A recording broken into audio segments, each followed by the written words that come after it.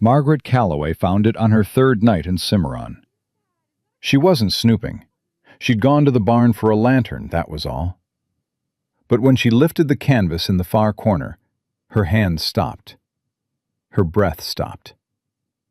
A cedar cradle sat in the darkness, hand-carved, sanded smooth as water, beautiful enough to break your heart. She stood there shaking, because she understood immediately. This man had built it for a child that wasn't coming. And no one in this town had ever bothered to ask him why. If you're watching from anywhere in this country, drop your city in the comments right now. I want to see exactly how far this story travels. And if you stay until the very end, you're going to understand why the most dangerous man in New Mexico territory turned out to be the only safe one. Subscribe to this channel and follow every part, because what happens next will stay with you long after it's over. The stagecoach door swung open, and Margaret Calloway stepped down into Cimarron dust, wearing a dress washed so many times the blue had gone to gray, and a wedding ring she'd put on by proxy 3 weeks ago in a lawyer's office in Independence, Missouri, with no one present except her daughters and a notary who hadn't bothered to look up from his papers. She didn't know the man she'd married. She knew his handwriting. She knew he owned land. She knew his name was Eli Holt, and that his sister Dorothy had written on his behalf because, in Dorothy's careful words, "My brother is better with his hands than with words, and the advertisement was my idea, not his." That was enough. It had to be. "Stay close," she said quietly. "Yes, ma'am," Clara said. "Mama, it smells like horses and something burning," Lily announced from Maggie's hip. "I know, sweet. Is that normal?" "For New Mexico, I think so." She sat Lily down and took her hand and stood still for one moment on that platform. Because she had learned in the last 2 years that the first thing you did in a new place mattered. You either let the place decide what you were, or you decided first. She lifted her chin. She looked at the town. The town looked back. A cluster of women near the mercantile went quiet in the specific way that meant they'd been talking and had simply paused, not stopped. 2 men outside the saloon assessed her with flat western eyes. Not threatening, just measuring. A dog crossed the street without hurrying. Everything in Cimarron moved like it had decided long ago that urgency was a waste of energy. Then she saw him. He was standing at the far end of the platform, and the reason she noticed him first was the same reason she'd learned to notice certain men in a room. He was the only one not looking at her. Eli Holt had his back half turned, one boot up on the lowest rail of the hitching post, talking in a low voice to the deputy beside him. Tall, broad through the shoulders in the way of men who hadn't built that through vanity, but through work. Dark hair that needed cutting, jaw that needed shaving, hands wrapped around a tin cup that looked breakable in those hands, like he'd forgotten he was holding it. He couldn't have been more than 38. She'd expected older. Dorothy's letter had made him sound like a man past the point of wanting anything, and Maggie had prepared herself for someone worn down to the bone. This man wasn't worn down. He was held in. There was a difference. "Mrs. Calloway?" The station master consulted his paper. "You have someone meeting you?" "Eli Holt," she said. The station master's expression did something complicated that he smoothed over quickly. Not quick enough. She didn't need him to go get anyone, because in the moment her name crossed that platform, Eli Holt turned around.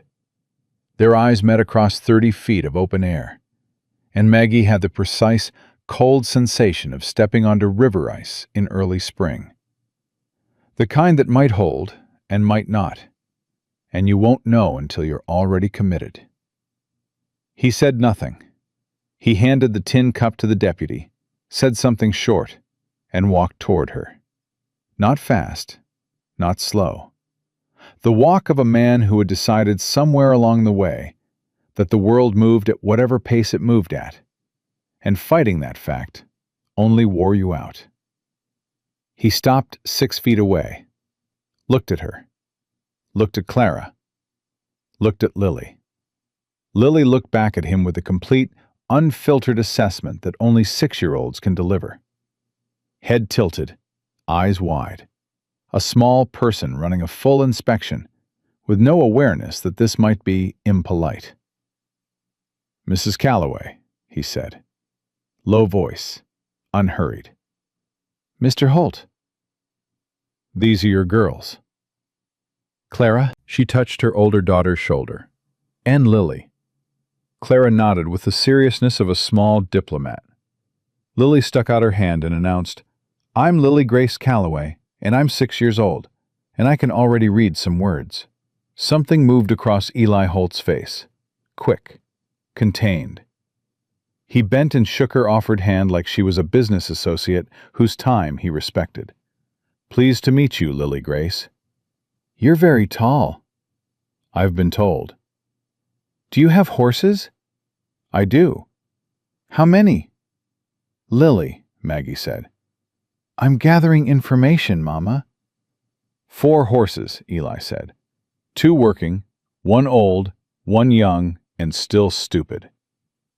Lily considered this with great scientific seriousness. "Can I meet the stupid one?" "Tomorrow." "Promise?" "Lily," Maggie began. "Yes," Eli said simply. He straightened, looked back at Maggie. "Wagon's ready." That was all. No welcome speech, no reassurance, no attempt to soften the strangeness of 2 strangers meeting for the first time after agreeing by mail to share a life. He picked up both bags without asking, turned, and walked. Maggie picked up Lily, took Clara's hand, and followed. She heard it as they crossed the platform. She always heard it. Women's voices, pitched low but engineered to carry. "That's her, the one from Missouri." "Lord, did you hear what her husband did?" And then the one that landed like a hand around her throat. "Eli Holt, of all the men! She has no idea what she's walking into." Maggie kept walking. Clara's hand tightened in hers. Maggie squeezed back once, firm, deliberate, and felt Clara relax by a fraction. She had taught herself not to respond to gossip. Responding fed it. But what she had never been able to teach herself was how to stop hearing it. 2 years of it in Independence. Every market, every church, every street corner. James Calloway's widow. James Calloway's fool wife who didn't know. James Calloway's children who carried his name like a brand. She was so tired of hearing it. She was so tired. But she kept her head up. She kept walking, because her daughters were watching, and that was the only reason she ever needed. The wagon was solid and practical, built for work, not show. Eli loaded the bags with quick, efficient movements and helped the girls up without ceremony. Steady hands, no fuss, no performance of helpfulness. When he offered his hand to Maggie, she took it, and she felt work-scarred palms and a grip that was careful not to be too firm, like a man who had learned that his own strength could be alarming and had adjusted accordingly. She let go the moment her feet found the seat. They rode in silence for the first mile.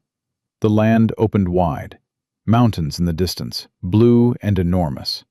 Sky that went on too long, longer than sky had a right to. Beautiful in the way that unforgiving things are beautiful. You could admire it and still understand it would kill you, without caring. "They know about my husband," she said. Not a question. "Yes." "What exactly do they say?" He was quiet a moment, deciding how honest to be. Then, that he ran a land scheme out of Independence, took money from families that couldn't afford to lose it, had a heart attack before they could charge him, and left you holding a name nobody wanted to be associated with. She kept her voice flat. And you knew all this before I arrived? My sister told me when she posted the advertisement. And you sent the letter anyway? I wasn't looking for a woman without a past, he said. I was looking for someone who needed a fresh start, as bad as I needed one. She turned to look at his profile. He kept his eyes on the road. My husband was a liar, she said carefully. I didn't know until the end. I want you to be clear on that. I believe you. You don't know me well enough. I know what a woman looks like when she's been lied to by someone she trusted. Still looking at the road, no drama in his voice, just fact. It doesn't look like guilt. It looks like what's on your face right now. The words hit somewhere behind her sternum. She turned away before he could see what they did to her. In the wagon bed, Lily had fallen asleep against Clara's shoulder. Clara stared at the mountains with those careful, measuring eyes that made her look 40 years old and 9 at the same time. Clara, who had stopped asking for things 18 months ago. Clara, who set the table without being asked and never complained about anything, and watched every adult in every room with the focused attention of a child who had learned that adults contained surprises, and that surprises were usually bad. James Calloway's real damage wasn't the debt, wasn't the ruined name. It was what he'd done to his daughter's understanding of the world. That was what Maggie could not forgive. That was what she carried heavier than anything else. That one, Eli said quietly, nodding toward Clara. Yes. She's carrying something too heavy for a 9-year-old. The accuracy of it landed like a fist to the chest. Maggie breathed through it. I know. Kids her age need to be told it's not their job to hold everything together. I've told her. Might need to be shown. By someone she's not responsible for protecting. She looked at him sharply. He kept his eyes on the road, expression unchanged, like he'd said something ordinary. She wanted to argue. She couldn't, because he was right. Clara didn't believe Maggie's reassurances because Clara spent every waking hour worrying about Maggie. What her daughter needed was someone outside that equation. She didn't say any of this. She stored it. The ranch appeared as the sun went low. A shallow valley, a creek behind, a barn in better repair than the house. The house was small. 2 windows, a sagging porch step, a door that needed rehanging. But the fencing was new. The well looked solid. The garden plot behind the house had been turned and was waiting, patient as an open hand. Someone had prepared it for planting. Someone had cleared it and turned it and left it ready before she arrived. It's not much, Eli said. It's more than we had a month ago, Maggie said. And she meant it plainly, not as gratitude, just as fact. He seemed to hear it that way. He nodded. He helped the girls down. Lily woke immediately and launched into questions about the horses. He answered each one with the same unhurried patience. Yes, you can meet the young one tomorrow. No, you can't feed them your supper. Yes, they do have names. No, Ranger didn't name himself. How did he get named Ranger then? Lily demanded. That's a long story. I like long stories. Tomorrow, he said again. You say that a lot. Most things worth knowing take more than one day, he said, and Lily stared at him with the expression of someone encountering an unexpected piece of wisdom and not being entirely sure what to do with it. Clara said nothing. Clara watched everything. He opened the house door and stepped back to let them through. Inside, clean, spare, functional. 1 bed, 2 mismatched chairs, a stove scrubbed to a shine, shelves with tin plates, a few books, a coffee tin. The floor swept. Curtainless windows, the glass wavy and old. 1 bed. Maggie had known this was coming. She'd steeled herself for it on the stagecoach. But the reality of it, the single wool blanket, the careful right-angle corners, was different from the abstract. "The girls will want the loft," Eli said, not looking at her. Matter of fact. "I had it ready last week." Maggie climbed the ladder and stopped at the top. 2 pallets, 2 wool blankets, folded at the foot. A lantern hung from a rafter nail. And on the windowsill of the loft, where the last light was catching them just so, 2 small carved figures, a horse and a dog. Rough made, clearly deliberate, left there by someone who had thought about 2 little girls arriving in a strange place and wanted something to meet them. "Mama?" Clara said from behind her, voice barely above a whisper. "He made those. They were just there." Maggie pressed her hand against the wall. She breathed. She would not cry. She was not going to cry in front of her daughters over 2 small carved animals left on a windowsill by a man she'd known for 4 hours. She breathed. She breathed again. "Come on," she said, voice steady. "Let's get your blankets sorted." She cooked supper with what was in the larder: salt pork, potatoes, coffee so strong it was almost a solid. And by the time the food was on the table, the lamps were lit and the outside dark had gone completely dark. Eli came in from the barn, washed his hands, sat without ceremony. They ate, 4 people at a table set for 4, in a silence that was not warm but was at least honest. Lily ate everything and declared the potatoes acceptable. Clara ate carefully and watched Eli over the rim of her cup with those measuring eyes. Eli ate without drama, drank his coffee in 3 swallows, and set his cup down. "You want to talk terms," he said. Maggie looked up. "I do." "Girls," he looked at Lily, then Clara. "You want to go see if that horse I mentioned is in the near corral? Don't open the gate. Just look." Lily was off her chair before he finished the sentence. Clara hesitated. That particular Clara hesitation. The pause of a child checking whether it was safe to want something. Then followed. The door shut. Silence. "Go ahead," Eli said. Maggie folded her hands on the table. She had prepared this. She had rehearsed it on the stagecoach, in the lawyer's office, in every sleepless night for 3 weeks. "I need to know what you expect from this arrangement. What my role is. What happens to my daughters if something happens to me. And I need to know—" She stopped, reset. "I need to know what happened that made a man post an advertisement for a stranger instead of finding someone he already knew." Eli was quiet for a long moment. "Last question first," he said. "There's no one I already know who'd come out here. I've made certain of that." He said it without self-pity, just accuracy. "Why?"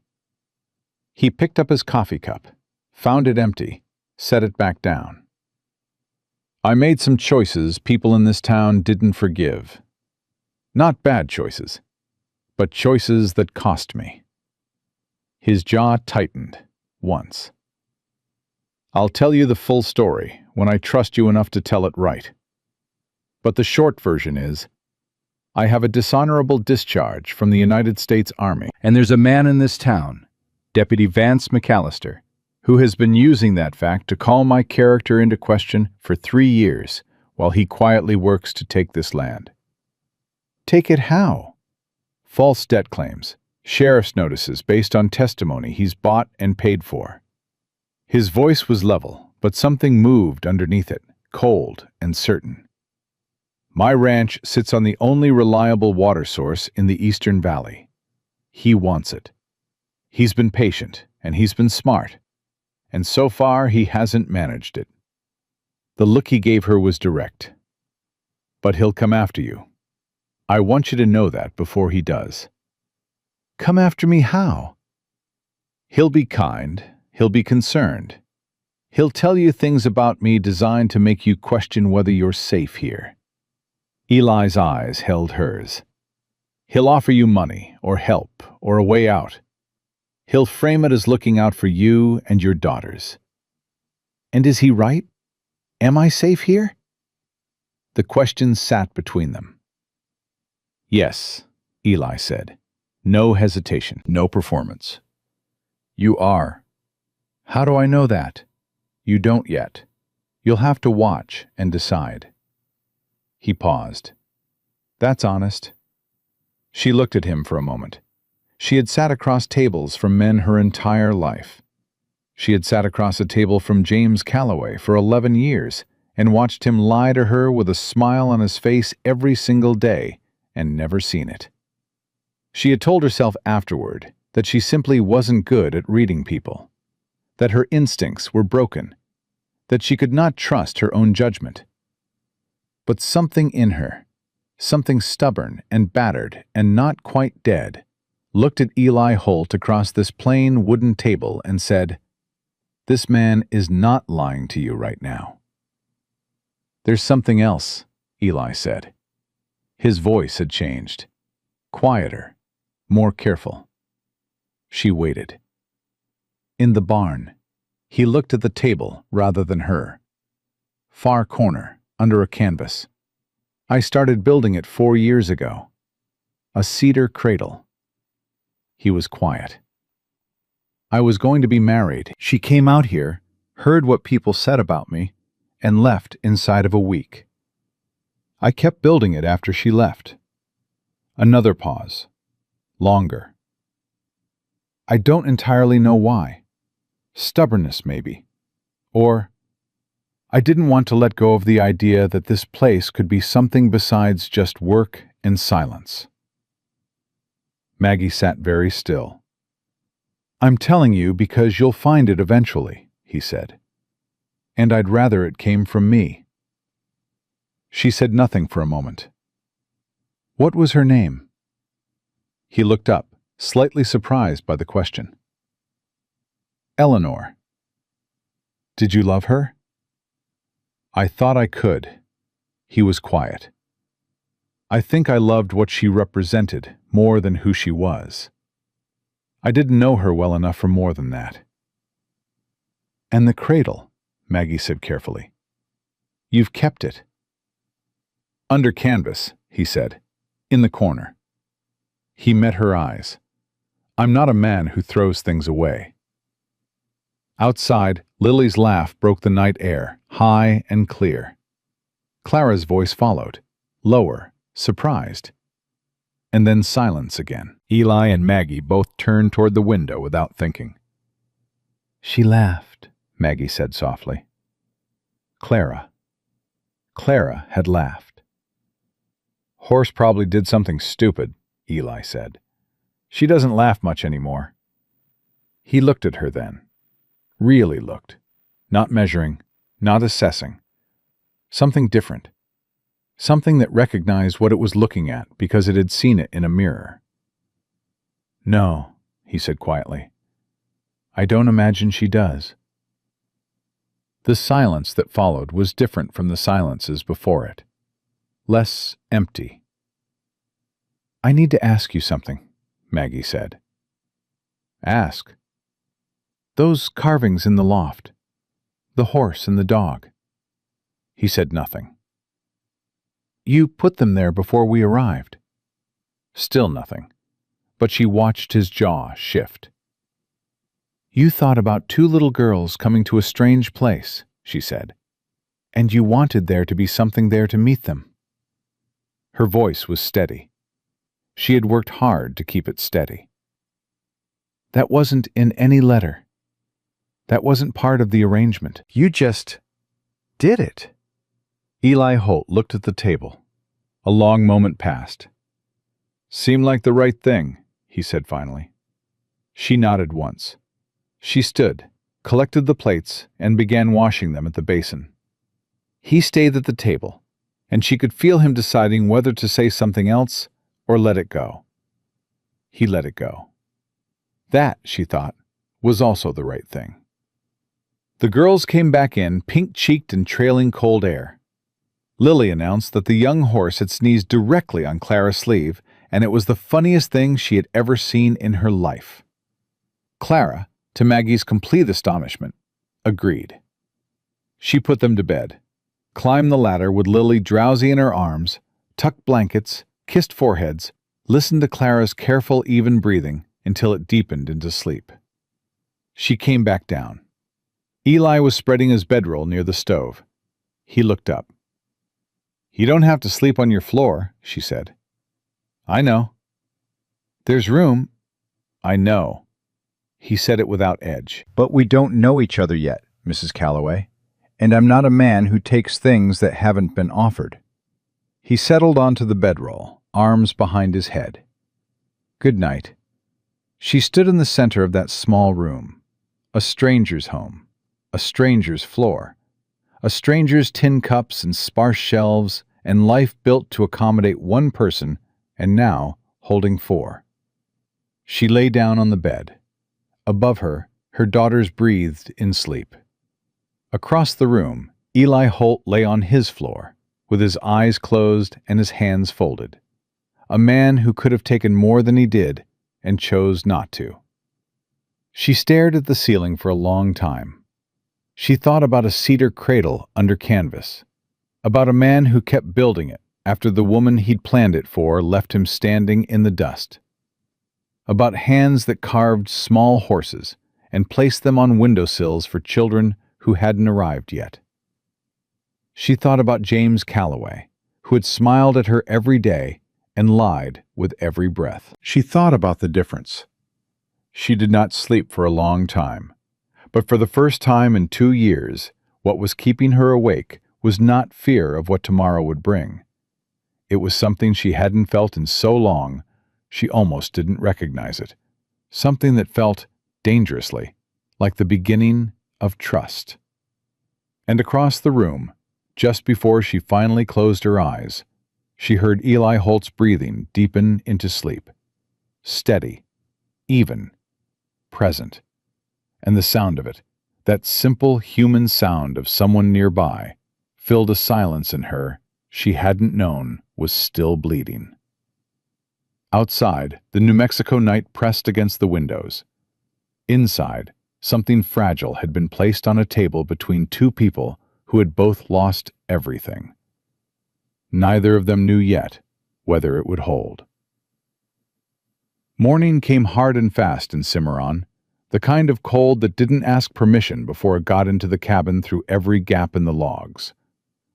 Maggie was awake before the light, which was nothing new. She hadn't slept past 5 in 2 years. She lay still for a moment in the gray dark, listening to her daughters breathe in the loft above and to the silence on the other side of the room where Eli had slept. And she waited for the particular dread that had greeted her every morning in Independence. That cold, heavy thing that settled on her chest the moment consciousness arrived and reminded her of everything that was wrong. It didn't come. She wasn't sure what to do with that. She got up, built the fire, started coffee. The bedroll near the stove had been folded and stacked in the corner with military precision. Eli was already gone. She could hear him in the barn. The low, steady sounds of a man doing familiar work.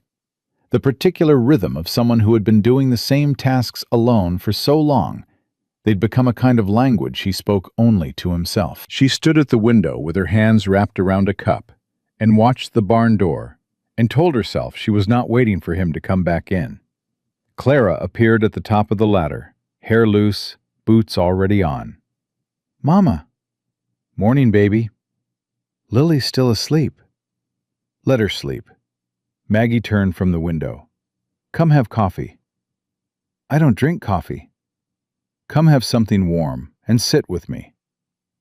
Clara came down the ladder with her careful, measured steps and accepted a cup of hot water with a spoonful of the dried apple Maggie had found in the larder.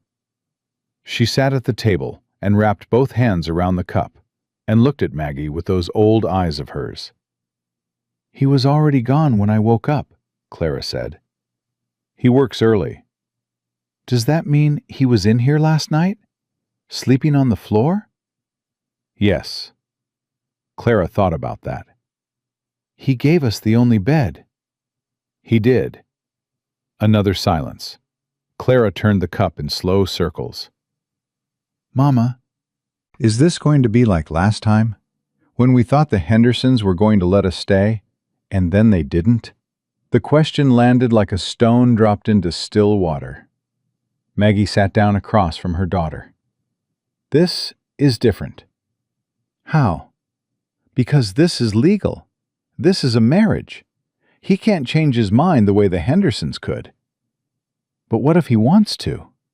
Maggie looked at her eldest daughter, 9 years old and already constructing escape routes in her head before she'd even finished unpacking. I don't think he wants to, she said carefully. But I know that's not enough for you. You need to watch and decide for yourself. And that's all right. She reached across and covered Clara's hand with her own. Take your time. You don't have to trust him today. Clara looked at their hands. Then she said, quietly, He carved those animals for us, before we even got here. I know. Papa never did things like that. The word Papa sat in the room between them like something still warm from the fire. Maggie felt it move through her chest, sharp and then dull. James Calloway had not been a man who thought about what other people needed before they arrived. He had been a man who thought about what other people had and how to acquire it. Those were different things, and Clara, at 9 years old, had understood the difference better than Maggie had at 32. No, Maggie said, he didn't. The barn door opened, and Eli came across the yard. He knocked twice before opening the house door, which was something Maggie had not expected, a man knocking at his own door, and came in bringing cold air and the smell of horses and fresh hay. Coffee? Maggie asked. Please. He washed his hands, sat down, accepted the cup. He looked at Clara. Clara looked at him. Two people conducting a mutual assessment with complete seriousness. Horse sleep all right? Clara asked. Something moved at the corner of Eli's mouth. Ranger always sleeps all right. It's his primary talent. What about the young one, the stupid one? His name is Dust, and he slept fine too, once he stopped trying to get into the feed bin. How did he try to get into it? With his nose, mostly, then his forehead. Then he just stood there looking at it like it might open on its own if he waited long enough. Clara almost smiled. It wasn't quite there, but Maggie saw it gathering at the corners of her daughter's mouth, the way weather gathered at the edge of the mountains. Not arrived yet, but coming. That does seem stupid, Clara said. I've known men who tried the same approach, Eli said, and drank his coffee. Lily descended the ladder 20 minutes later like a small hurricane, announcing she was hungry, that she dreamed about the horse, and that she needed to know if there were eggs because she wanted to see where eggs came from. Eli told her eggs came from the 3 hens in the yard, that she could collect them after breakfast, and that she should not, under any circumstances, try to explain this process to the hens. Why not? Lily demanded. They already know. Oh. Lily absorbed this. That makes sense. They ate. 4 people at a table set for 4. And this morning, the silence between them was different. Not empty, not wary, just quiet in the way of people who don't yet have enough shared history for conversation to be easy, but have enough of something else to make the silence bearable. Maggie was washing the breakfast plates when the sound of a horse in the yard made Eli go still across the room. It was a particular kind of stillness, not fear, the opposite of fear. The deliberate, controlled settling of a man who needed a moment to decide what version of himself was going to walk out that door. She turned. His face had closed like a shutter pulled across a window. Stay inside, he said, not unkindly, and went out. She did not stay inside. She moved to the window and she watched, and Clara appeared at her elbow without being asked, because Clara had spent the last 2 years learning to be exactly where information was. The man dismounting in the yard was perhaps 45, and the first thing you noticed about him was that he took up more space than his body required. He was not large, but he moved like a man who had decided long ago that whatever room he walked into was his room, and had been correct about this often enough to have stopped questioning it. He wore a deputy's badge on a clean coat and a smile that had been manufactured specifically for this occasion. "Eli!" His voice carried through the glass, pleasant and practiced. "Heard you had company arrive." "Deputy McAllister." Eli stood on his porch step, hands loose at his sides. "What brings you out?" "Just being neighborly. Wanted to welcome your new wife to the territory." He looked toward the window, and Maggie had the clear, cold certainty that he had known she was there before he looked. "Ma'am," he touched his hat. "Deputy Vance McAllister. I run law and order in Cimarron, among other responsibilities." Maggie stepped out onto the porch because she would not be watched through glass like something behind a counter. "Mrs. Calloway," she said. "Holt now, I suppose." "Indeed," McAllister smiled. It was a good smile, the kind built from long practice in front of people who needed to be reassured. "How are you finding the territory?" "Fine so far." "I'm glad to hear it." He shifted his gaze to Eli, with the ease of a man changing directions in water. "I was hoping we might have a word about the Hendricks water easement. There's a filing at the land office that concerns your east fence line." "I'm familiar with it," Eli said. "It was resolved last spring." There seems to be some question about that resolution." McAllister reached into his coat and produced a folded paper. "New affidavit. Tom Hendricks claims the agreement was verbal, not written, which means under territorial law."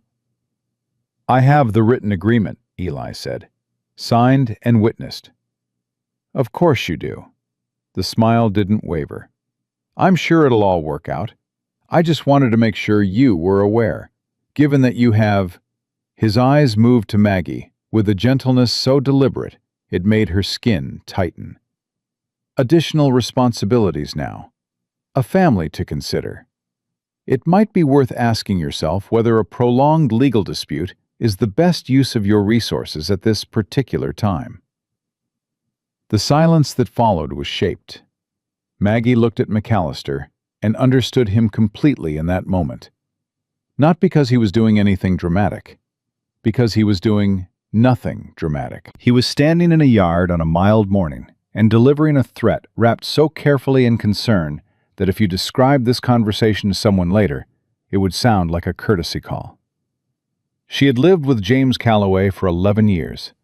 She knew exactly how this worked. "Deputy McAllister," she said. He turned to her with that assembled smile. "I appreciate you riding out," she said pleasantly. "I'm sure that affidavit will turn out to be exactly what my husband says it is, and I'm sure a man in your position values accurate record-keeping." She held his gaze. "I know I do." Something shifted in his eyes. Not anger, something more careful than anger. A reassessment. "Of course," he said smoothly. "Well, I won't keep you." He mounted his horse with the movements of a man performing a casual exit that he had fully planned in advance. "Eli? Mrs. Holt?" He touched his hat again. "Welcome to Cimarron." He rode out. Eli watched him go. The stillness didn't leave his body until the sound of hooves faded. Then he exhaled, just once, controlled, and turned to look at her. She looked back. "You didn't stay inside," he said. "No." "I noticed." "He wasn't going to say anything different with me out here than with me in there," she said. "Except that with me out here, he had to say it to my face." Eli was quiet a moment. Then, "You've dealt with men like him before." "I was married to one for 11 years. She said it flat, without drama. "I know how they work. They use your love or your fear or your need, whichever one is most available. McAllister is using your isolation. He's betting that a man alone doesn't have enough weight to push back." She paused. "He didn't account for you not being alone anymore." Eli looked at her for a moment, with an expression she couldn't entirely read. There was something in it that wasn't gratitude exactly, but was adjacent to it.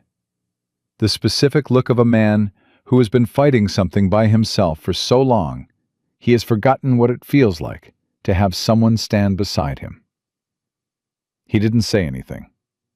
He went back inside, and she followed him, and neither of them spoke about McAllister again that morning. But the shape of the conversation stayed in the room the way weather stays in your bones after you've come in from the cold. The afternoon went quietly. Eli worked. Maggie organized the kitchen, took stock of what they had and what they needed, made a list in the small notebook she kept in her apron pocket. Lily collected eggs with intense concentration and came back with 4 of them intact, and a 5th that had not survived the journey. Clara spent an hour near the corral fence watching Dust, the young horse, do nothing in particular, and Maggie watched her daughter watch that horse and felt something loosen in her chest. It was late afternoon when Clara came inside and found Maggie at the table with the account book. "Mama?" "He showed me how to give them hay." Clara sat across from her. "Without going in the corral. He showed me how to push it through the fence so they can reach it." Maggie looked up. "He showed me where to put my hands so Ranger doesn't accidentally bite my fingers," Clara continued, with the careful precision of a child, reporting facts rather than feelings. "He said Ranger wouldn't do it on purpose, but sometimes horses don't pay attention." "That was good of him." "He didn't make a big thing of it," Clara said. "He just showed me, like it was normal." Maggie held her daughter's eyes. "Is that okay?" Clara considered the question with her customary gravity. "I think so." She looked at the table. "He talks to them, the horses. When he doesn't think anyone is listening, he talks to them." He told Ranger that the new family had arrived, and that Ranger needed to behave because the little one was only 6, and she had enough to deal with. The words went through Maggie like something warm and sudden. "He said that?" "About Lily, yes." Clara looked up. "He said it quietly, but I was close to the fence and I heard." She paused. "I don't think he knows I heard." Maggie looked at her daughter and said nothing. Because sometimes the thing that needed to happen was nothing. Just the space for Clara to sit with what she'd found and decide what to do with it at her own pace, in her own time, without anyone telling her what it meant. That evening, after supper, Eli brought in a piece of wood from the barn and sat near the stove and began to whittle. His hands moved with the focused ease of someone doing something that came as naturally as breathing. Lily climbed onto the chair beside him and watched with enormous eyes. "What's it going to be?" she asked. "Don't know yet." "How can you not know? You're the one making it." "Sometimes you start with the wood, and the wood tells you what it wants to be." Lily stared at the piece of wood with intense suspicion. "That doesn't make any sense." "It will," he said, "when you've made enough things." Clara was across the room pretending to read, which meant she was listening to every word. Maggie washed the supper dishes and watched the 3 of them in the lamplight. Lily talking, Eli carving, Clara pretending not to care. And she felt something move through her that she recognized even though she'd spent 2 years trying to burn it out, because hope had cost her so much the last time she'd let it in. She pushed it back down. It was too early. She was too practical, too careful, too aware of how quickly things that looked solid could turn out to be hollow. But it moved through her anyway, stubborn as creek water finding its way around rock. After the girls were in the loft and asleep, Maggie sat at the table with a cup of coffee gone cold, and Eli sat across from her, and they had the kind of silence that no longer needed to be filled. Then he said, "McAllister will come back." "I know. The water easement is the opening argument, not the whole case. What he really wants is to establish a legal pattern. Small disputes that he controls the resolution of, that put my name on paperwork connected to his paperwork, until eventually there's enough of it that when he moves for the land itself, it looks like a continuation of existing disputes rather than a grab." Maggie looked at him. "You understand law." "I've had 3 years to study how he works." Something moved in his jaw.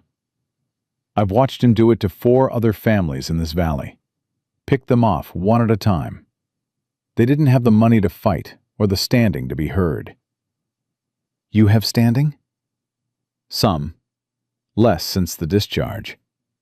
He was quiet a moment. "I have a friend, Thomas Bear Runner, Comanche, lives north of the ridge.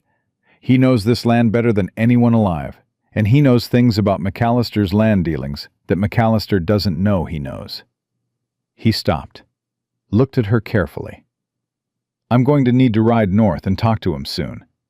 That means leaving you and the girls here for 2, maybe 3 days." The air in the room changed. "I'll be fine," Maggie said. "I know you will. I'm telling you so you're not surprised when I go, and so you know why." He met her eyes. "I don't leave without explaining. I don't make decisions that affect this household without telling you first." She absorbed that, the plainness of it, the total absence of performance. "How soon?" she asked. "A week, maybe 2. I want McAllister to settle back down first. Stop watching the place so close." He pushed his chair back. "But before I go, I need you to know where everything is. The deed, the written agreement, the cash I keep in the floorboard near the stove, the rifle, and where the ammunition is. Everything." "You're going to tell me where your money is," she said slowly. "After 9 days." "After 9 days," he confirmed. She looked at this man, this careful, deliberate, unhurried man who would knock on his own door that morning, who talked to horses about 6-year-old girls, who had carved 2 small animals and left them on a windowsill for children he'd never met. "Eli," she said. He looked up. "I need to ask you something, and I need you to answer me honestly, even if the honest answer is difficult." "All right." "The dishonorable discharge." She kept her voice steady. "What did you do?" He was still for a moment. Then he looked at the table, and she watched something cross his face that was not shame, but was the thing that lives next to shame in a man who has made peace with the right kind of wrong. "I disobeyed a direct order," he said. "I rode ahead of a military column, and I warned a Comanche camp we were coming." He looked up. "Got most of them out. Not all." The pause carried the specific weight of not all. "Then I came back and told my commanding officer exactly what I'd done and why." Maggie said nothing. "They asked me to say I'd gotten lost, disoriented, that it was a mistake in navigation, not a choice." His voice was quiet and absolutely certain. "I told them it was a choice. Told them I'd make it again." He held her eyes. "So they gave me the discharge, and I came home and McAllister's been using it as a crowbar ever since." The room was very quiet. "You traded your reputation," she said softly, "to save people you didn't have to save." "I knew them," he said simply. "You don't watch people you know get killed because it's convenient not to."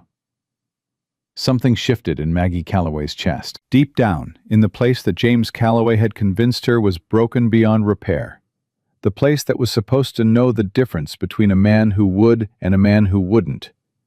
It didn't feel broken anymore. She stood, collected the cups, stood at the basin with her back to him. She was not going to let him see her face right now. She was not ready for him to see what was happening on her face. "Get some sleep," she said, voice controlled. "You've got an early start tomorrow." "I do," he agreed. She heard him settle onto the bedroll. She heard the lamp wick turn down. She stood at the basin in the near dark and breathed slowly and told herself to be careful, to be practical, to be the woman who had survived 2 years of nothing by being careful and practical. But her hands were shaking slightly when she dried them on the cloth, and when she finally lay down in the darkness, she stared at the ceiling and listened to the sound of Eli Holt's even breathing across the room. And she thought about a man who had given up everything for a choice he would make again. And she thought about a cedar cradle under canvas in a barn she had not yet let herself go back to look at. She had told herself she would not look at it again until she was ready. She was beginning to think ready might come sooner than she'd planned. The shaking in her hands was gone by morning, replaced by the particular steadiness that comes not from having resolved anything, but from having decided to keep moving anyway. Maggie had made that decision so many times in the last 2 years, it had become less a choice and more a reflex, like breathing. You woke up, you built the fire, you kept going. What was different this morning was that when she turned from the stove, Eli was already at the table with the account book she'd been working through the night before, and he was reading it. Not going through her things, she'd left it open on the table, but reading it with his full attention, the way a man reads something that matters. She set his coffee down without a word. He looked up. "You're good at this." "I kept my husband's books for 8 years before I understood what he was actually doing with the money." "That's not what I mean." He turned the book so she could see what he was looking at. "You found the discrepancy in the feed costs. 3 months of overcharging from the Cimarron Mercantile. I'd been paying it without catching it." She sat down. 15 cents per sack over what the posted price should be. Small enough not to notice month to month. Large enough to add up. That's $37 over the year. Closer to 40 if you go back 18 months. She pulled the book toward her. "I went back through what receipts you had saved." He was quiet a moment. "Harlan Briggs owns that mercantile." "Does Harlan Briggs have any connection to McAllister?" The look on his face answered her before he did. "He's McAllister's wife's cousin." Maggie nodded slowly.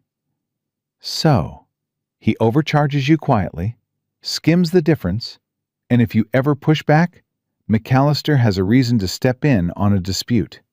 Make you look difficult, unreasonable. You got all that from a feed receipt? I got all that from knowing how men like that think." She closed the book. "You need a different supplier.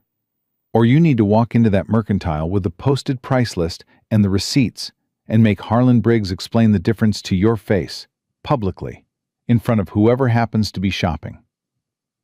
Eli looked at her across the table for a moment. Something in his expression had shifted.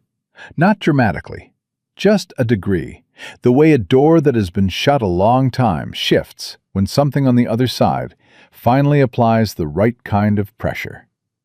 "You're not what I expected," he said. "What did you expect?" "A woman who needed help," he said. "Not a woman who showed up and immediately started fixing things." "I do need help," she said plainly. "My daughters need a roof and food and a place that isn't moving. I need—" She paused, and it cost her something to say the next part, because she had gotten very good at needing nothing from anyone. "I need someone I can rely on. That's real." She met his eyes. "But needing help doesn't mean being helpless. Those are different things." He held her gaze. "Yes," he said quietly. "They are."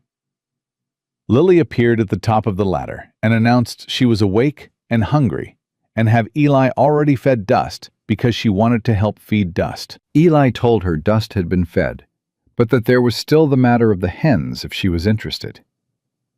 Lily descended the ladder with the energy of a small person who had slept 10 hours and considered this perfectly acceptable. And the morning moved forward, the way mornings do when there was work to be done and children to be fed, and no space for the things that need more time than a morning allows. Clara came down last, quiet and watchful as always, and took her place at the table and ate her breakfast and said almost nothing. But Maggie noticed that when Eli passed her the bread without being asked, because he'd already noted that Clara always took bread and always hesitated before asking for it. Clara's hand closed around it without hesitation, without the pause. That small thing. Maggie filed it away and said nothing about it. It was the second week when Ruth Decker came. Maggie was hanging laundry when the buggy came up the road.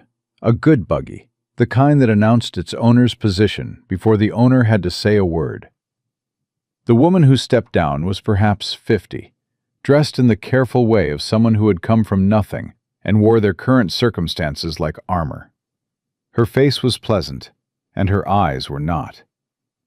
"Mrs. Holt," she extended her hand. "Ruth Decker.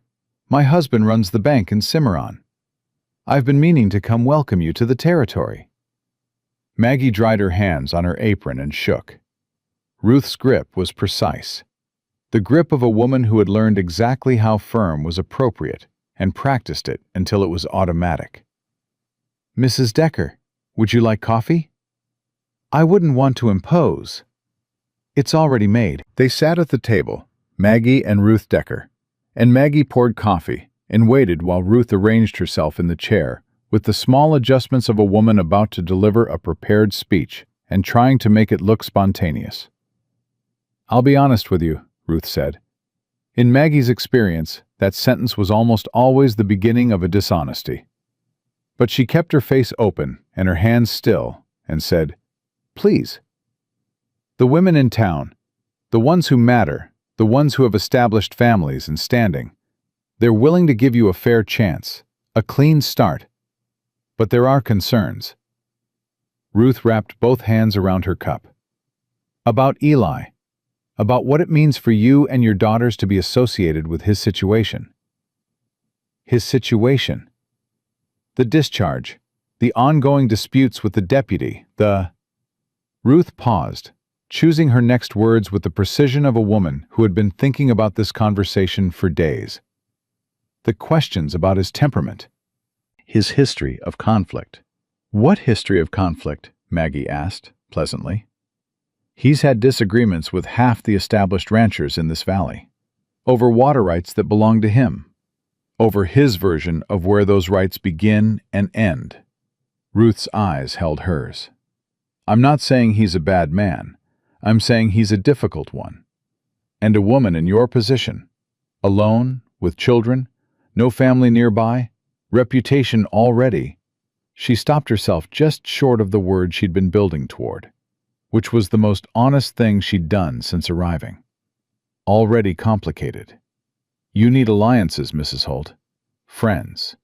You need the community behind you. Maggie was quiet for a moment. She looked at Ruth Decker and she saw, beneath the careful dress and the careful speech and the careful hands around the coffee cup, something she hadn't expected to see. She saw fear. Not of Maggie. Something older than that. The specific fear of a woman who had once not had the things she now had, and lived every day with the knowledge that those things could be taken. Ruth Decker was not a cruel woman, Maggie realized. She was a frightened one. And frightened people did cruel things constantly, with the best of intentions, because protecting what they had required deciding who was safe to let close. "Mrs. Decker," Maggie said gently, because she understood this woman, even though she didn't like what she was doing. "I appreciate you coming. I mean that." She set her cup down. "And I understand what you're offering. Community. Standing. A way in." She paused. "But I need to ask you something, and I need you to answer me honestly." Ruth lifted her chin slightly. "All right? Has Eli Holt ever once done a dishonest thing to anyone in this valley? Silence. Has he cheated anyone? Taken something that wasn't his? Hurt someone who didn't deserve it? Ruth's jaw shifted. The disputes over his own water, his own land, filed legally, argued legally. Maggie held her eyes. The discharge was for refusing to participate in a massacre, which means the only thing this town is actually holding against Eli Holt is that he has a conscience, and it cost him. She kept her voice even. I've been married to a man without one. I know the difference. I know it in my bones now. She stood and began clearing the cups, not unkindly. You're welcome here any time, Mrs. Decker. My door is open. But I won't distance myself from my husband to make other people comfortable. I've done enough of that in my life. Ruth Decker left 20 minutes later. She was not angry, which surprised Maggie. She was thoughtful, which surprised her more. Eli had been in the barn during the visit. When he came in for lunch and Maggie told him about it, he went still in that particular way of his. Not cold, just very contained. She'll report back to McAllister, he said. I know. Everything you said. I know that too. He looked at her. You weren't afraid of the consequences. I was, she said honestly. I said it anyway. She put his plate in front of him. That's not the same as not being afraid. He looked at his plate. He looked at her. He said, Thank you. And it was the plainest 2 words she had ever heard, carrying no decoration and no performance, just the full weight of a man who had spent 3 years watching people choose the easier direction and had stopped expecting anything different. She sat across from him, and they ate, and she did not tell him how much that thank you had cost her to receive, because some things needed to be kept private a little longer. It was 3 days after Ruth Decker's visit when Eli told her at supper that he was riding north the next morning. Thomas Bear Runner, she said, not a question. I need to know what he knows about McAllister's Eastern holdings. There's been movement. I heard from a trapper last week that McAllister's been in conversation with a land company out of St. Louis. If he's bringing outside money in, the timeline changes. I can't wait him out anymore. Clara looked up from her plate. You're leaving? Eli looked at her steadily. 2 days, maybe 3. Clara's face did the thing it did, the careful closing, the drawing in, the fortress going up. Maggie watched it happen and felt helpless, because she knew what her daughter was doing, and she knew why, and she could not stop it from the outside. But then Eli said, Clara. Clara looked at him. I'm coming back, he said. Not gently, not with the performed reassurance of an adult who wants a child to stop being upset. Just directly, the way he said everything. I know you've had people leave and not come back. I know that's made leaving feel permanent. So I'm telling you plainly, I will be back in 3 days. And while I'm gone, I need you to help your mother. I always help my mother, Clara said, and there was an edge in it, a child's defense of something sore. I know you do, he said. You've been helping her since before you should have had to. But this time, I mean the other kind of help. He looked at her with complete seriousness. Not the responsible kind. The regular kind. Keep Lily from chasing the hens. Make sure your mother eats something at noon because she forgets when she's working on the books. And, he paused, talk to her. Not about problems. Just talk. She needs that more than she lets on. Clara stared at him. Maggie stared at him. Lily said, I don't chase the hens on purpose. They just go where I go. Nobody addressed this. Can you do that? Eli asked Clara. Clara looked at him for a long moment with those old, careful eyes. Then something in her face changed. Not completely, not all at once.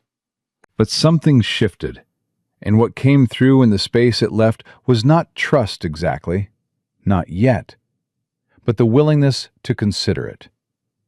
"Yes," she said. He nodded once. "Good." After supper, Maggie put Lily to bed and came back down to find Clara still at the table and Eli by the stove checking his saddlebags for the morning. Clara watched him work with that focused attention she gave everything, and Maggie sat at the table and did not intervene, because something was happening, and intervening would break it. "Why does he hate you?" Clara asked Eli. Eli didn't look up from the saddlebag. "McAllister?" "Yes." "Because I won't move," he said simply. "Most people, when someone with power and money and a badge pushes them long enough, they move. They decide it's not worth it. They take what they're offered and go somewhere else." He buckled the bag. "I didn't. And that makes him look weak in front of people who are watching him to decide whether to do the same." Clara thought about this. "My papa used to do things like that," she said. "Make people feel like they had to do what he said." Eli looked at her then. "He used to say," Clara continued, in the flat, careful voice of a child reporting something she had spent a long time processing, "that everyone had a price, that you just had to find it." "Some men think that," Eli said. "Don't you?" "No." He said it without elaboration, without speech. Just no. Settled and complete. Clara looked at her hands. "How do you know who to trust?" He was quiet for a moment. Then he sat down in the chair across from her, which was not something Maggie had seen him do with Clara before. Sit down and make himself small. Come down to her level. "You watch what people do when it costs them something," he said. "Not what they say, not how they explain themselves. What they actually do when doing the right thing is harder than doing the easy thing." He held her gaze. "That's the only way I know." Clara was quiet. Then, "Mama said Papa never did things that cost him anything." "Your mama is a smart woman." "She said that about you," Clara said, not looking up. "Not in those words, but I heard her." The kitchen was very still. "Go to sleep, Clara," Maggie said from across the room, her voice doing something she could not entirely control. Clara went up the ladder without argument, which was itself a kind of answer. Eli left before dawn. Maggie heard him in the dark, the quiet, efficient sounds of a man packing a horse in the cold, and she lay in bed and listened, and did not get up, because she had told herself she was not going to make this into something it wasn't yet. The sound of hooves faded north. The first day without him was fine. Maggie worked, the girls helped, Lily fed the hens with great ceremony, and Clara did her lessons at the table, and they ate supper and went to bed, and everything was ordinary. The second day was harder. Not because anything went wrong. Nothing went wrong. The weather held. The animals were fine. The house was quiet and warm and exactly as it had been.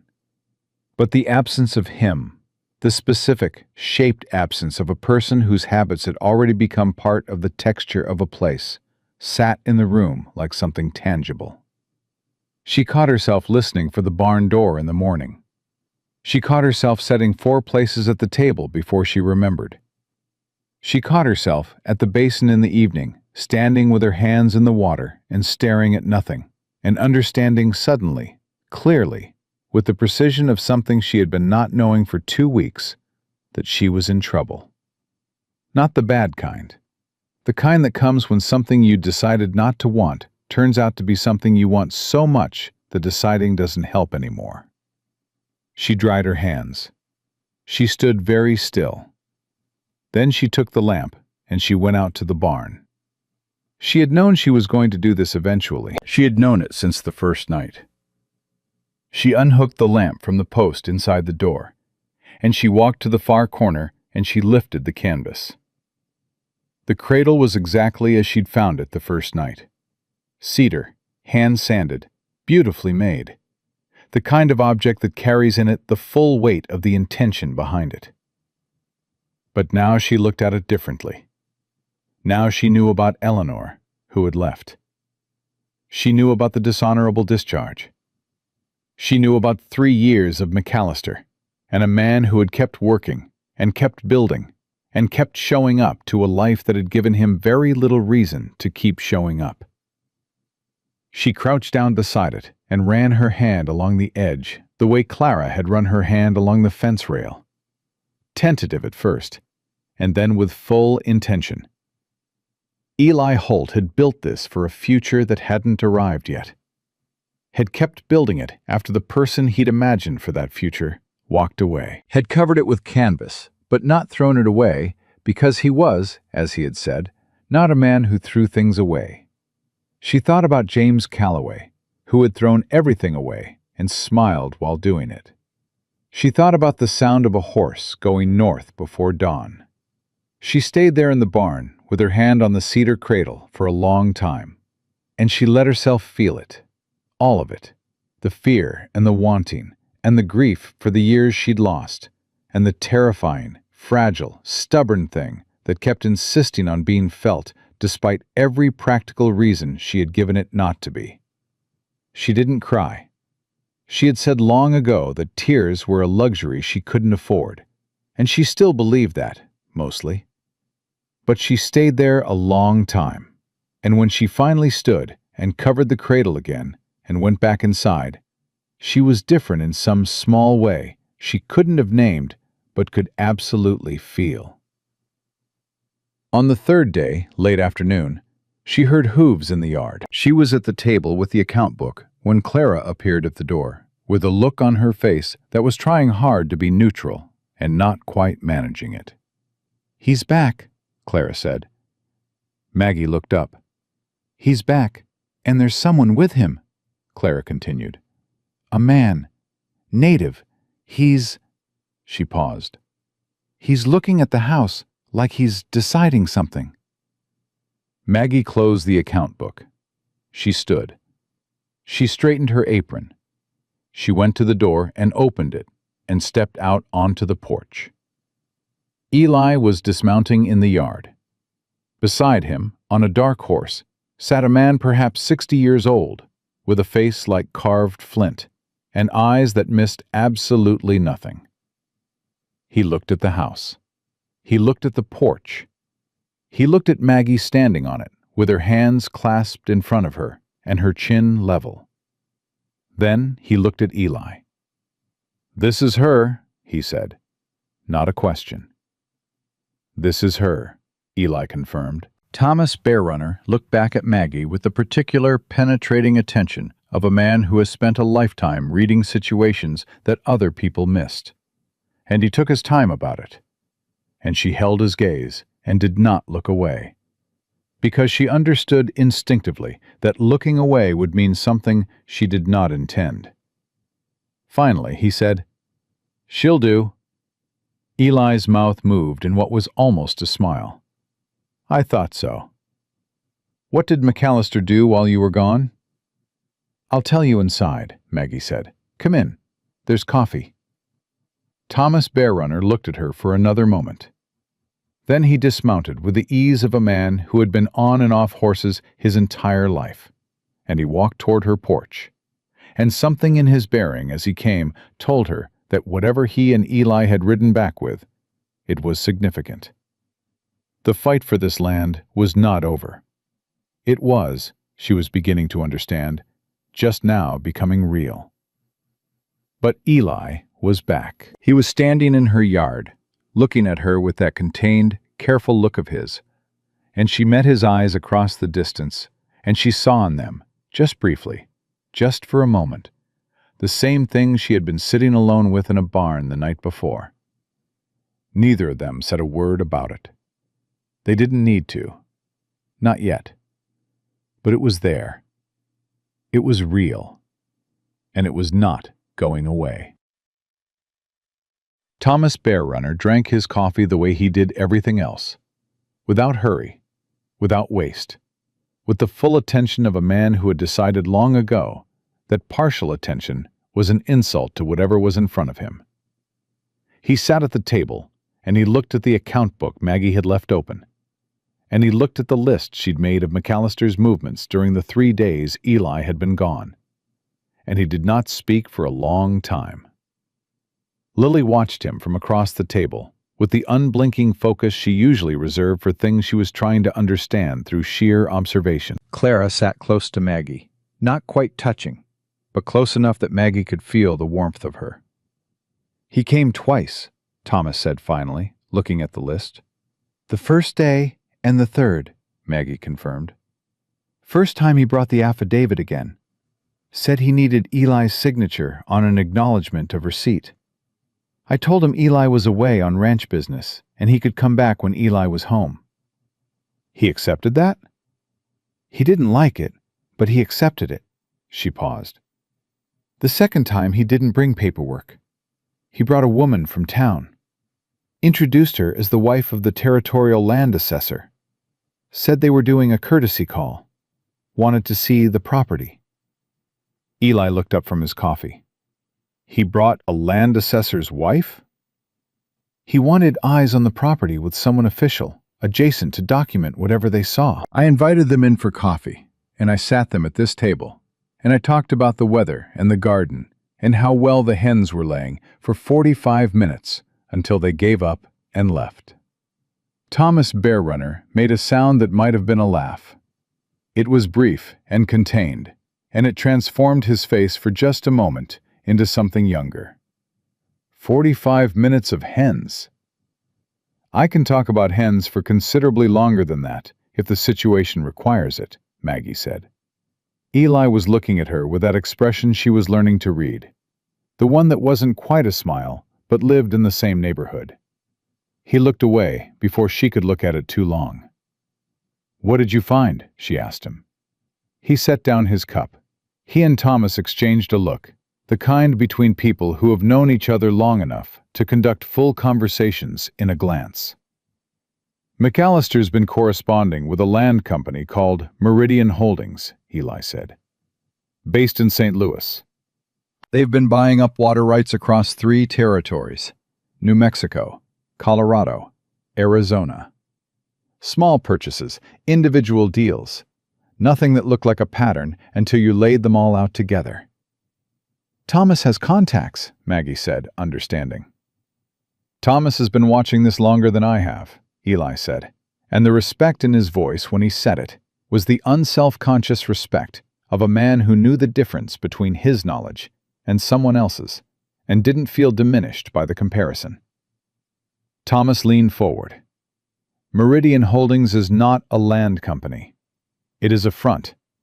Behind it are 3 men, 2 of them with seats in the territorial legislature. They are building toward a single purchase, a consolidated water monopoly across the Eastern Valley system.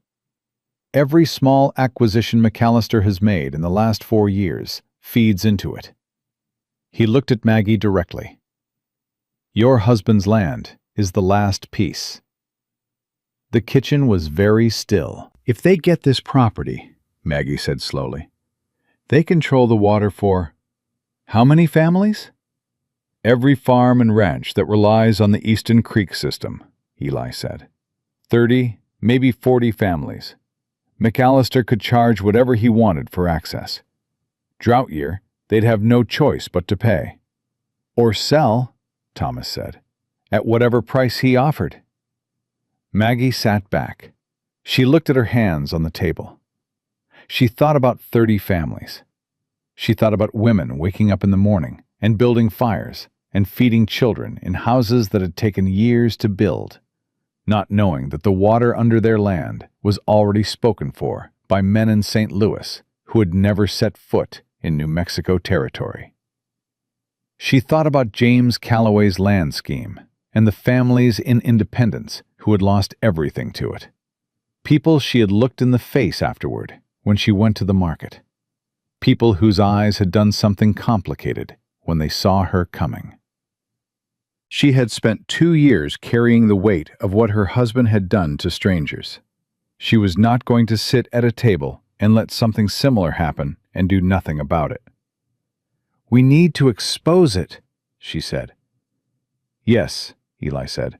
Not just fight it legally. Expose it. Make it public. Names, documents, the full shape of what they're building. She looked at Thomas. You have the documentation? Enough to show the pattern, Thomas said. Not enough to prove the legislative connection. For that we need the correspondence between McAllister and the two legislators. Which is in his office, Eli said. Or his house. Can we get it legally? Through the court, with a proper complaint filed by someone with standing. Thomas looked at Eli. You have standing. You're a named party in his actions. Samuel Brennan, Eli said. He's the only lawyer in Cimarron who isn't connected to McAllister. He's also the only lawyer in Cimarron who's turned McAllister down twice, Maggie said. Both men looked at her. Ruth Decker mentioned it when she was here. She didn't mean to. It came out when she was explaining why the banking community was nervous about McAllister's recent activities. Brennan refused to notarize 2 documents for him last spring.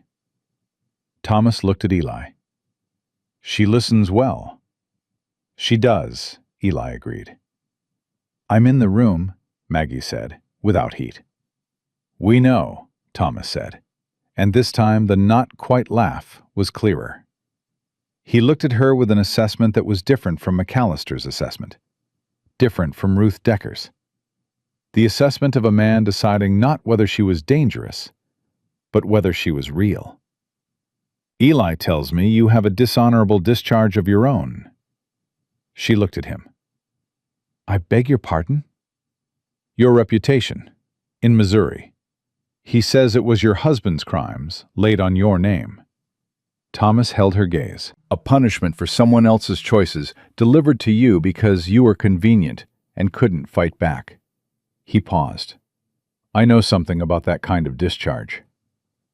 The weight of what he was saying, the parallel he was drawing, the specific understanding behind it, moved through Maggie in a way she hadn't expected.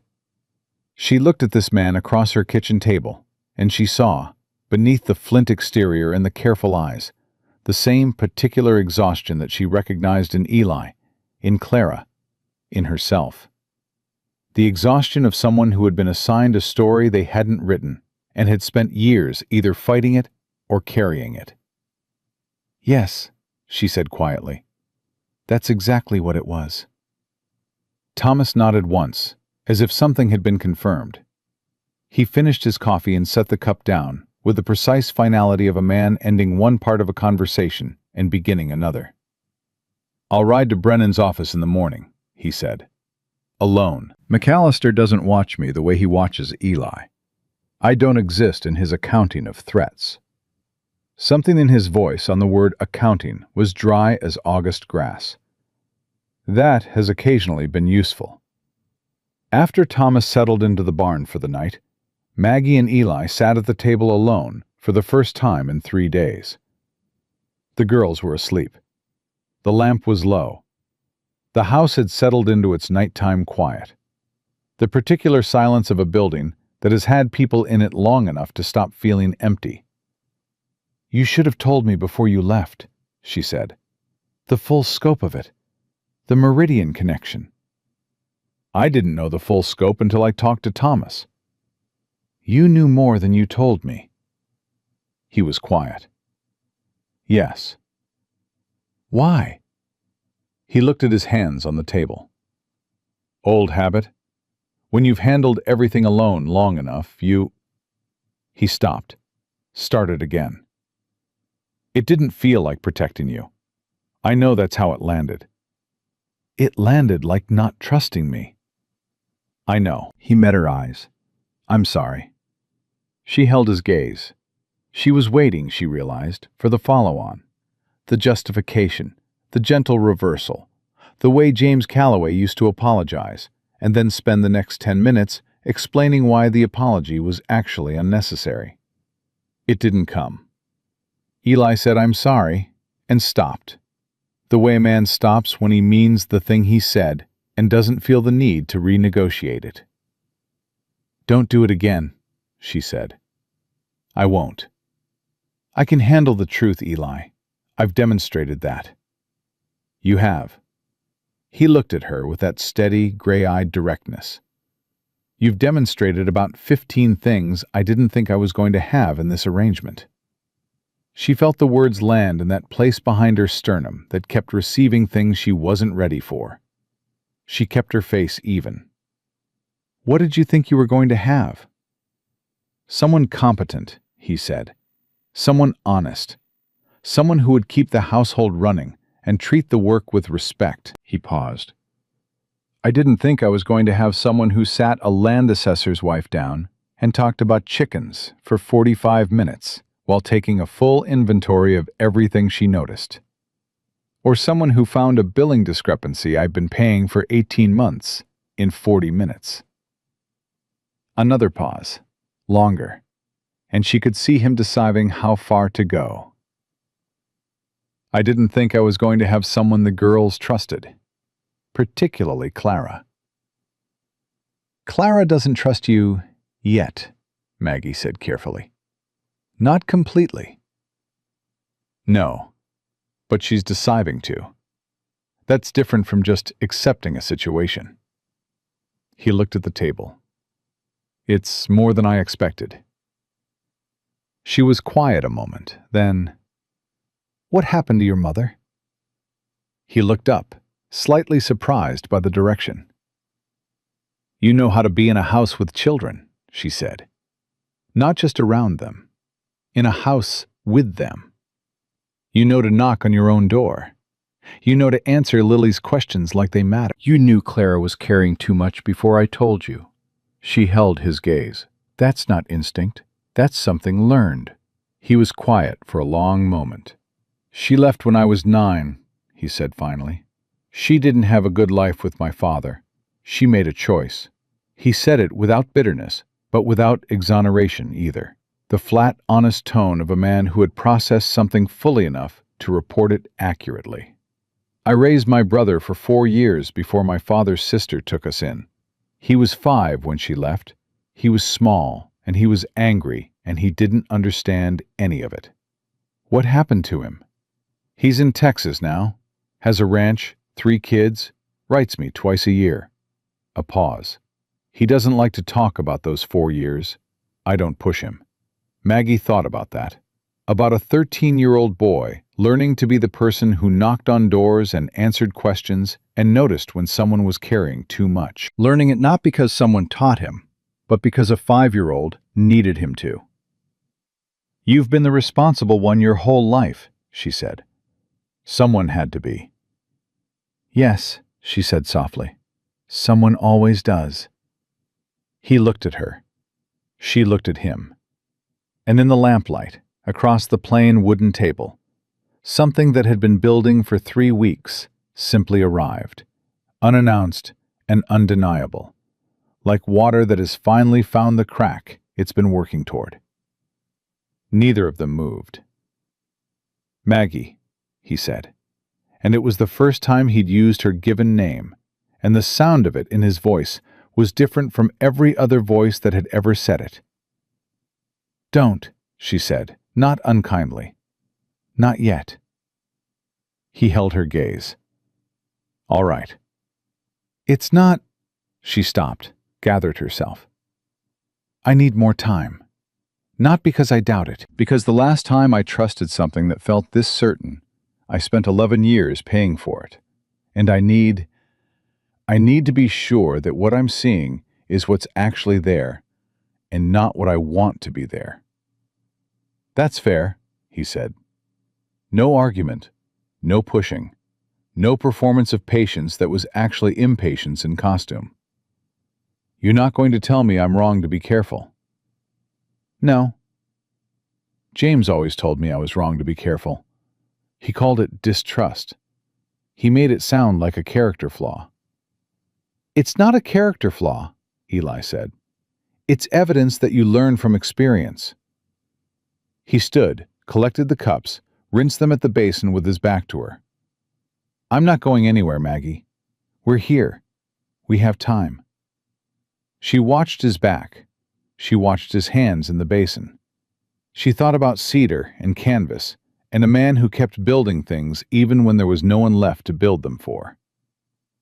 Eli, he turned. Thank you for coming back when you said you would. Something moved across his face, something that was not simple to look at. That's a low bar, he said quietly. I know, she said, but it's where I'm starting from. He held her gaze for a moment. Then he nodded once, the way he nodded when something was settled, and went to his bedroll. And Maggie sat at the table for a while longer and let herself feel the full, complicated weight of the evening. The fear of McAllister and Meridian Holdings, and the 30 families who didn't know what was coming. And underneath all of it, persistent and warm and terrifyingly real, the thing she'd told herself to wait on and couldn't quite stop feeling. She went to bed. She slept.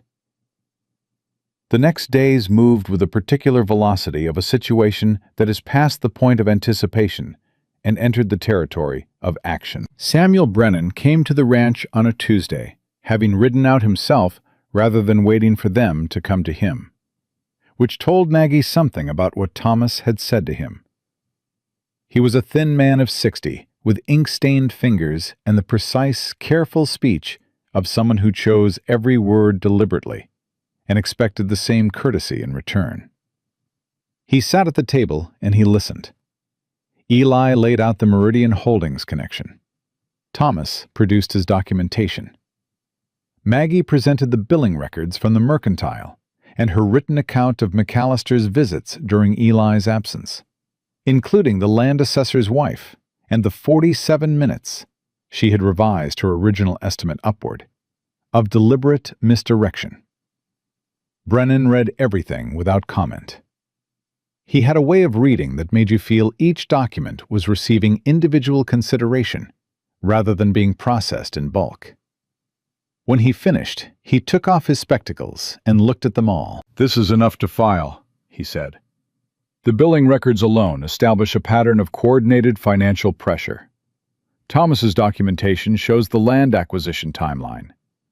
Your written account of McAllister's visits while Eli was absent demonstrates ongoing intimidation of a spouse." He looked at Maggie. "You have a clear head, and you write accurately. That matters in a formal complaint." "What's the risk?" Eli asked. "McAllister will know within 24 hours of the filing.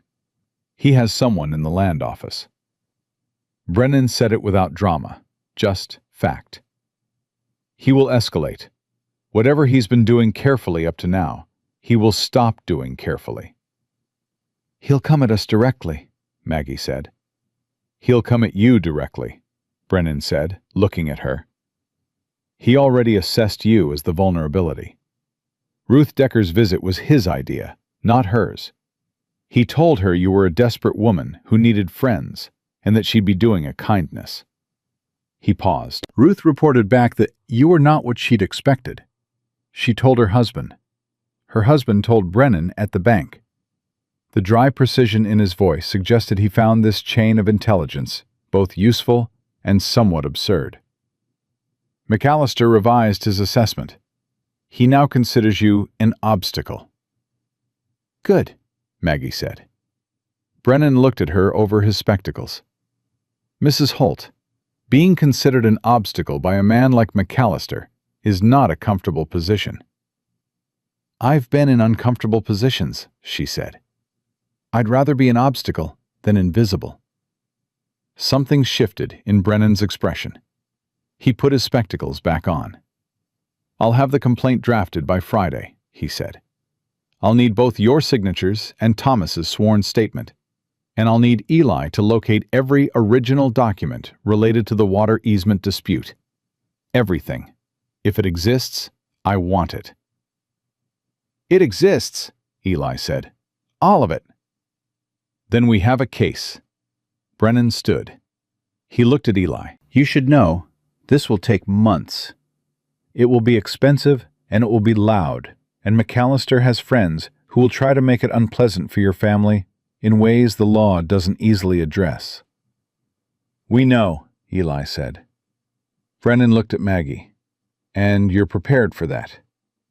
Mr. Brennan, she said, I came to New Mexico Territory with 2 daughters, 3 weeks of food money, and a name that every person in my hometown had decided meant something it didn't. I've been dealing with unpleasant in ways the law doesn't easily address since before I got here. She met his eyes. File the complaint.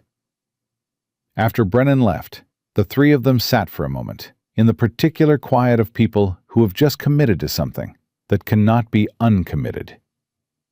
Thomas spoke first. There is something else, he said.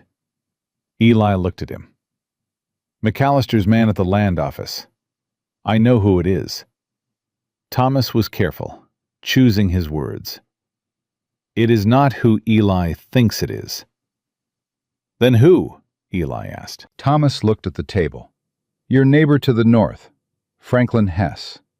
Eli went completely still. Maggie watched him absorb it.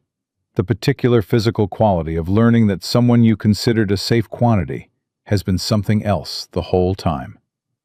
Not just betrayal, but the retroactive reordering of every interaction, every exchange, every moment you were together and one of you was not what you appeared.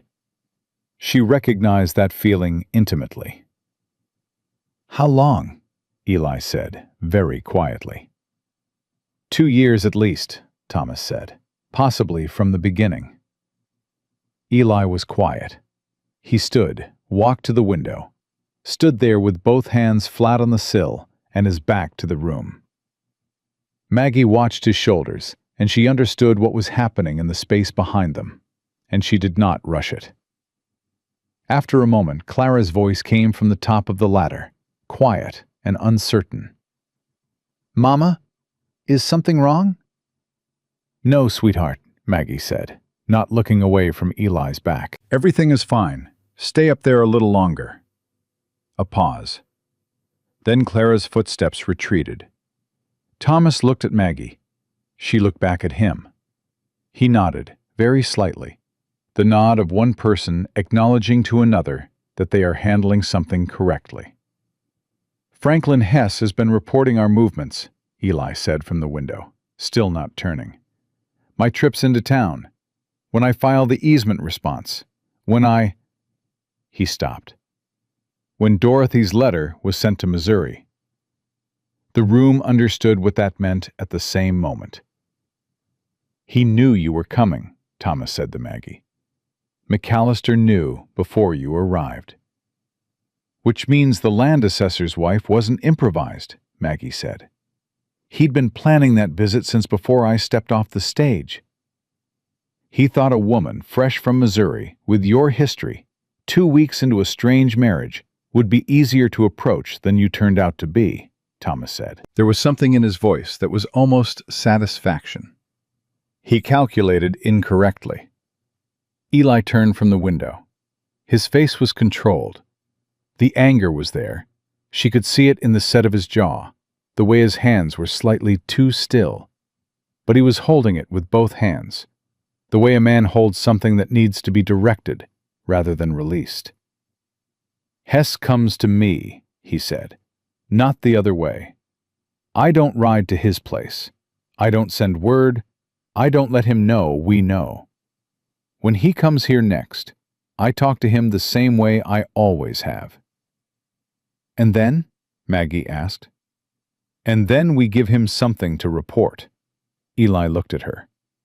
Something that looks real enough to believe and will send McAllister in exactly the wrong direction, while Brennan files. Thomas looked at Maggie. Can you write something that sounds like a real letter, but isn't? She thought about 11 years of reading her husband's correspondence and understanding exactly how deception was constructed from the inside. Yes, she said, I can. Eli looked at her across the room. In his eyes was the same thing she'd seen the night before, that quiet, certain thing that neither of them had named yet. But beside it now was something else.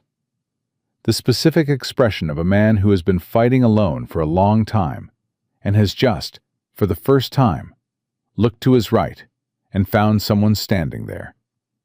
Not rescued, not carried, just standing there. "All right," he said. Outside, the afternoon had gone golden and long. Somewhere in the yard, Lily was explaining something to the hens, in a tone that suggested she'd abandoned the prohibition on communicating with them. Clara was at the fence, watching dust, her hand resting on the rail with a looseness that hadn't been there 3 weeks ago. Maggie looked at her daughters through the window. She thought about 30 families and water rights, and a legal complaint that would be filed on Friday, and a neighbor who had been reporting their movements for 2 years, and a man standing in her kitchen who had said, "I'm not going anywhere," and meant it the way people meant things when they didn't have anything left to lose by being honest. She was afraid. She was clear-eyed and practical and fully aware of the shape of what was coming. But she was not facing it alone. That was new. That was so new, it still caught her off guard at odd moments, like a step that turned out to be a different height than you expected. Not dangerous, just startling. The reminder that the ground had changed. She turned back to the room. "Let's get to work," she said. And they did. The letter took Maggie 2 hours to write and 3 drafts to get right. Not because the deception was complicated, because it had to be exactly the right kind of believable. Not too convenient, not too perfectly timed, just real enough that a man like McAllister would read it and see what he wanted to see, rather than what was actually there. She had learned from James Calloway that the best lies were the ones that fed an existing appetite. You didn't create a new hunger. You found the one that was already there, and you fed it something that looked like what it was starving for. McAllister was starving for confirmation that Eli was weakening, that the legal pressure, the financial strain, the isolation, the months of manufactured disputes were finally doing what they were designed to do. So she wrote a letter, ostensibly from Eli to a fictional cousin in Colorado, describing a man considering his options, weighing the cost of a prolonged fight, wondering whether the land was worth what keeping it was taking from his family. She wrote it in language that sounded like Eli, short sentences, practical observations, no self-pity, but threaded through it the specific exhaustion that McAllister had been working toward for 3 years. When she finished, she handed it to Eli across the table. He read it once. He looked up. "That sounds like me." "Yes." "The part about the family, about whether the fight is fair to you and the girls." He looked at the letter again. That's what he'd want to hear. "That's why I put it there." He set it down. "If Hess reports this to McAllister before Friday, McAllister will pull back. Give us room. Think we're about to fold." "Which gives Brennan the space to file without McAllister moving to block it first," Thomas said from across the table. "And once it's filed," Maggie said, "it's public record. He can't make it disappear." Thomas looked at the letter with the evaluating attention he gave everything. "You understand that even after it's filed, this doesn't end quickly." "I know." "Months, possibly longer. He will find other pressure points." "I know that too," Maggie said. "But right now, he thinks he's winning. The moment that complaint is filed, he'll know he isn't. And a man who discovers he's been outmaneuvered by people he underestimated," she looked at Thomas, "that's when he makes mistakes." Thomas was quiet for a moment. Then he said to Eli, without looking away from Maggie, "I understand now why you sent that advertisement." Eli said nothing, but Maggie felt his eyes on her, and kept her gaze on Thomas, and kept her face composed. Because some things needed to be received quietly, or they overwhelmed you. Franklin Hess came the following morning, exactly as he always did on Thursdays. Casual, neighborly, the practiced ease of a man who had been performing reliability for 2 years and had gotten very good at it. He was 50, broad-faced, with the handshake of a man who wanted you to feel his goodwill in your palm. Maggie served him coffee. Eli talked about fence repairs and the price of cattle feed. He left the letter where it could be seen from Hess's chair without being obviously displayed. On the corner of the table, partially beneath the account book, the way a thing sits when someone has been reading it and set it aside without thinking. Hess saw it. She watched him see it. The slight pause in his coffee cup, the fractional shift in his eyes. He didn't reach for it. He didn't need to. He'd seen enough. After he left, Eli stood at the window and watched him ride back north with the still, contained expression of a man watching something he couldn't change and had decided not to waste energy fighting. "He'll be at McAllister's by noon," he said. "Good," Maggie said. On Friday, Samuel Brennan filed the complaint. By Saturday morning, half of Cimarron knew. By Sunday, the other half had opinions about it. Maggie learned this because Ruth Decker came to church. She had brought the girls for the first time, Eli standing at the end of the pew with the deliberate presence of a man who had decided that visibility was now a strategy rather than an exposure. And Ruth Decker slid in beside her during the opening hymn and murmured, without looking at her, "You should know that my husband reviewed McAllister's accounts last week, at the bank's initiative, not his request." Maggie kept her eyes on the hymnal. And Gerald has certain obligations as a banker that supersede his social obligations. A pause. He'll be sending a letter to the Territorial Land Office by Wednesday. Maggie turned to look at her. Ruth Decker was staring straight ahead, her hands folded on the hymnal in her lap. Her face composed in the careful expression of a woman who has made a decision that cost her something and was not going to discuss the cost. "I told you when I came to your house that you needed alliances," she said. "I was right. I simply misjudged which direction they needed to point." After the service, 3 women Maggie had never spoken to introduced themselves. The wife of a rancher whose eastern fence line abutted the creek system. A widow who ran a small farm 2 miles north of town. A school teacher from the territorial school who had been fighting for 2 years to get proper supplies funded through the county office that McAllister's ally controlled. They didn't make speeches. They shook her hand and told her their names, and looked at her with a specific expression of people who have been waiting for something to tip and have just felt it begin to move. Eli stood nearby and let Maggie work, which was exactly right, because this was her territory in a way it wasn't his, and he understood that. He talked to the men, the ranchers, the farmers, the ones who had been watching his legal dispute with McAllister from a careful distance and calculating their own exposure. Thomas was not there, because Thomas's presence at a white church in Cimarron would have been a distraction from the message, and Thomas had said so himself the night before, with the dry pragmatism of a man who had long ago made peace with navigating a world built around other people's comfort. On the ride home, Clara sat beside Maggie on the wagon seat instead of in the bed with Lily.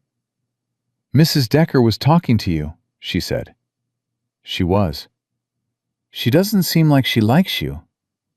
"I don't think it's about liking," Maggie said. "I think she made a choice that was harder than the other choice she could have made." Clara thought about that. "Is that what being good is? Choosing the harder thing?" "Sometimes," Maggie said. "Sometimes being good is just showing up to the easy thing consistently. It depends on the situation. How do you know which situation you're in?" Maggie looked at her daughter. "You usually know," she said. "You just don't always want to." Clara was quiet for a moment. Ahead of them, the ranch came into view in the afternoon light. "Mama," she said. "Yes?" "I think he's good," Clara said, not looking at her, looking straight ahead at the ranch, at the barn, at the figure of Eli already dismounted and leading the horses toward the corral. "I've been watching, like you said. I've been watching what he does when it costs him something." She paused. "He does the harder thing. Every time. Even when nobody's looking." Maggie's throat tightened. "I know," she said. "I just wanted to tell you," Clara said, "in case it helped." It helped. It helped in a way that Clara, at 9 years old, could not entirely understand, and that Maggie, at 34, could not entirely articulate. It helped the way a key helps when you've been standing outside a door for a long time. Not because the door was locked, but because you'd been telling yourself you weren't sure it was the right door. McAllister moved against them on a Wednesday. Not with a legal filing. Not with another courtesy visit. He moved the way Brennan had predicted, directly and without the earlier carefulness, and he moved against the water. The eastern creek that fed Eli's land and 3 neighboring properties was dammed overnight. A crude but effective blockage, placed upstream on a section of land that McAllister had quietly acquired 18 months earlier through the Meridian Holdings shell, and which none of them had known about until Thomas found it in the acquisition records. Eli discovered it at first light when he went to check the animals. He came back inside with a face that told Maggie everything before he said a word. "He dammed the creek," she said.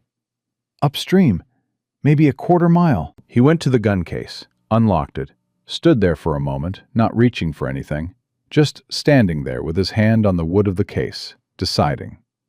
"Don't," Maggie said. He turned. "That's what he wants," she said. "He wants you to ride up there angry, with a rifle, so he can say you were threatening. So the response to the legal complaint becomes a story about an armed man with a dishonorable discharge threatening a county deputy over a water dispute." She crossed the room to him. "He's been waiting for you to do something physical since the beginning, because that's the one thing he has that's bigger than your legal case." Eli's jaw was tight. She could see the effort it took, not because he was a violent man, but because he was a man who had built this land and worked it alone for 3 years, and loved it with a specific, wordless love of someone who had poured everything they had into a piece of ground, and watched it become the only thing standing between them and complete loss. "He won't keep it damned long," she said. "He can't. The families downstream have the same rights you do. The moment they file—" "They won't file," Eli said. "They're afraid of him." "They were afraid of him," Maggie said, "before last Sunday." She held his eyes. "Give me today." He looked at her. "What are you going to do?" "I'm going to visit 3 families," she said. "I'm going to tell them exactly what's happening, what's upstream, who owns it, and what Brennan's complaint already documents. And I'm going to ask them to add their names to a collective filing that makes this not about one man with a dishonorable discharge, but about the Eastern Valley water system and every family that depends on it." "They might say no." "Some of them might," she said, "but some of them won't. Because people who are afraid will stay afraid until someone they trust decides not to be afraid first. That's how it works." He looked at her for a long moment. Something moved in his face. The same thing she'd been watching move in his face for weeks, building toward the surface like water finding its level. "Maggie," he said. "I know," she said quietly. "I know. But let me do this first. Let me do this, and then we'll—" She stopped. "One thing at a time." He nodded. He closed the gun case. He locked it. She took the wagon. Clara rode with her because Clara had asked to come, and Maggie had said yes because her daughter was 9 years old and had been small and careful and held in for too long, and it was time she saw what her mother looked like when she moved without fear. They visited Margaret Turcotte first, the widow with the farm 2 miles north, who listened at her door with her arms crossed and her face guarded, And then, halfway through Maggie's account of the Meridian Holdings documentation, uncrossed her arms. Then Will Stanton, the rancher with the eastern fence line, who said nothing for a full minute after Maggie finished, and then said, "I knew something was wrong with those easement filings.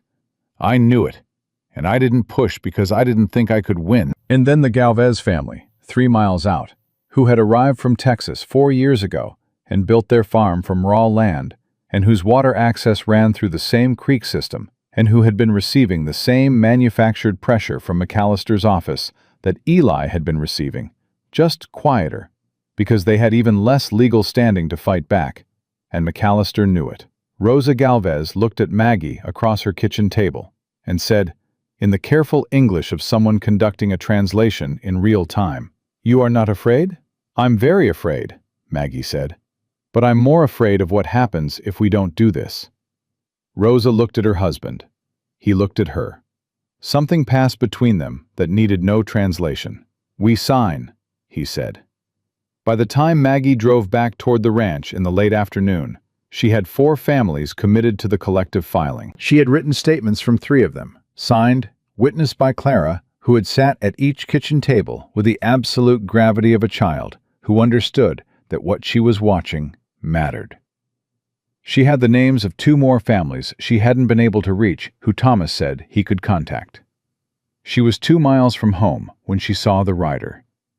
He was coming from the direction of the ranch, moving fast, and for one cold moment she felt her hands tighten on the reins, because fast riders from the direction of home meant something had happened, and she was not there. Then she recognized the horse. Dust, the young horse, the stupid one, moving faster than she'd ever seen him move, with Eli on his back, leaning forward like a man who had forgotten about patience entirely. He pulled up alongside the wagon. His face was... She had never seen his face exactly like this. Open.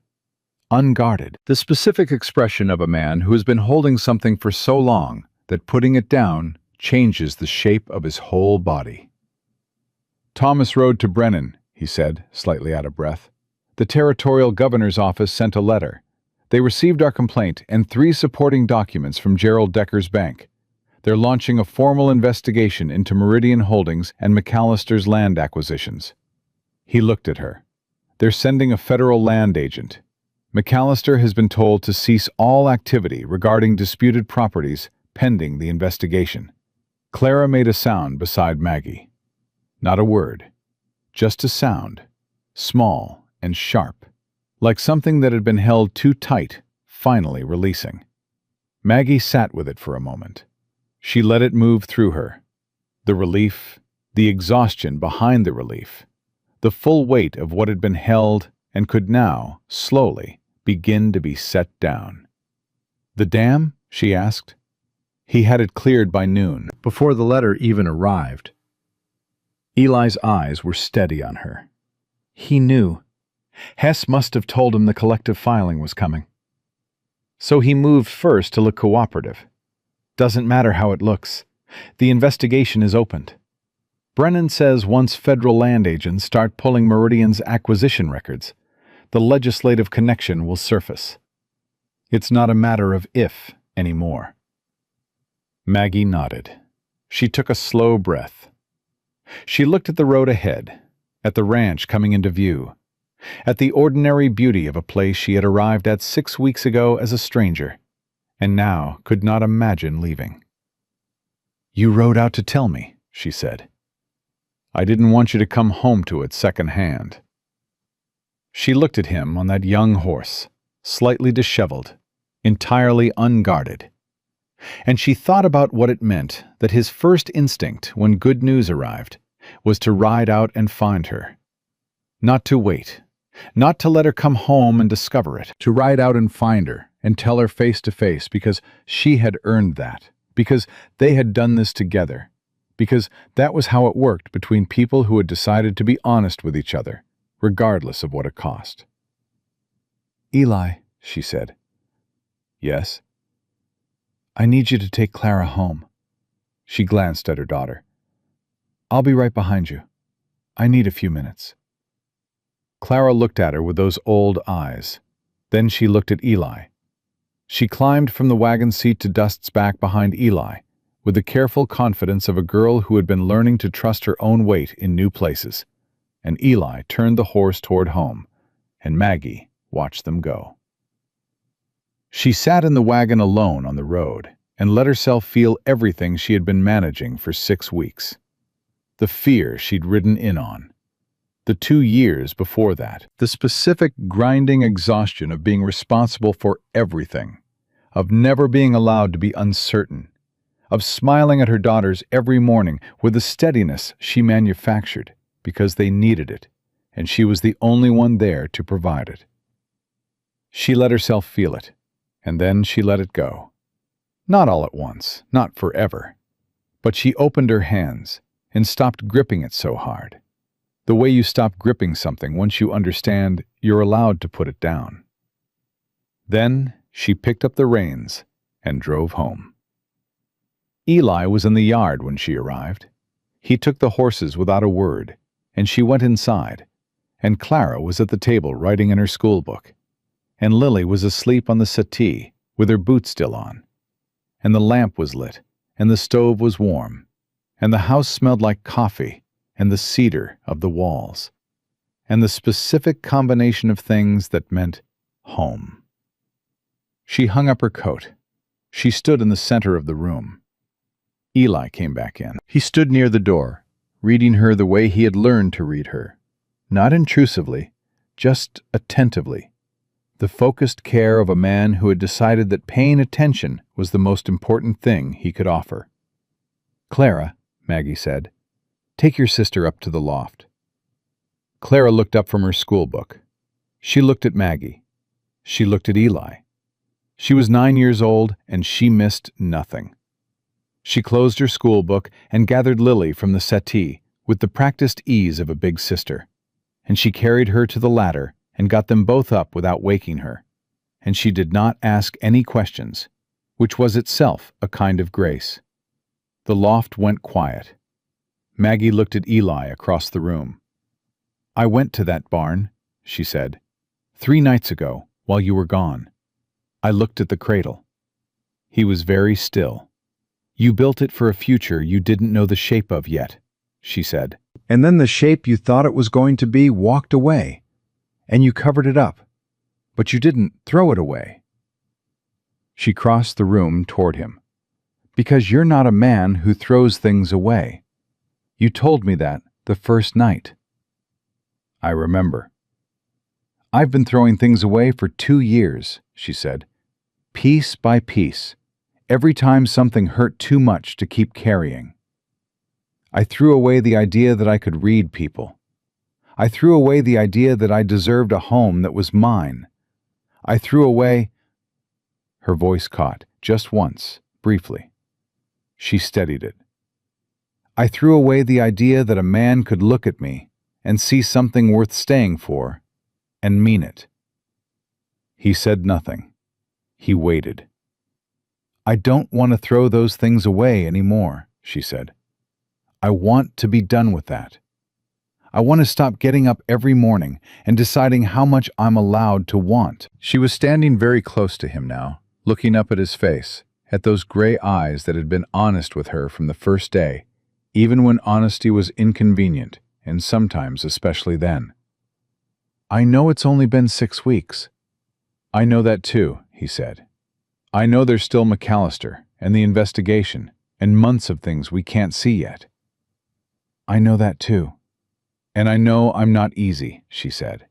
"I'm careful, and I'm stubborn, and I spent 11 years learning to distrust the exact thing I'm standing here telling you I want." "Maggie." His voice was low and certain.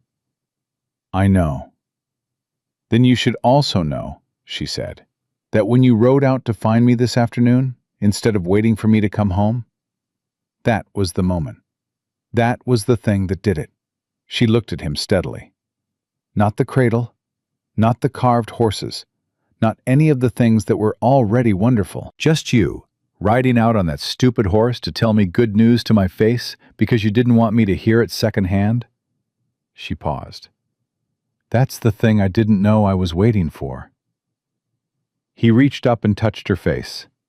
Just his hand, against her cheek, the work-scarred, careful hand of a man who had built things his whole life and had learned exactly how much pressure was too much.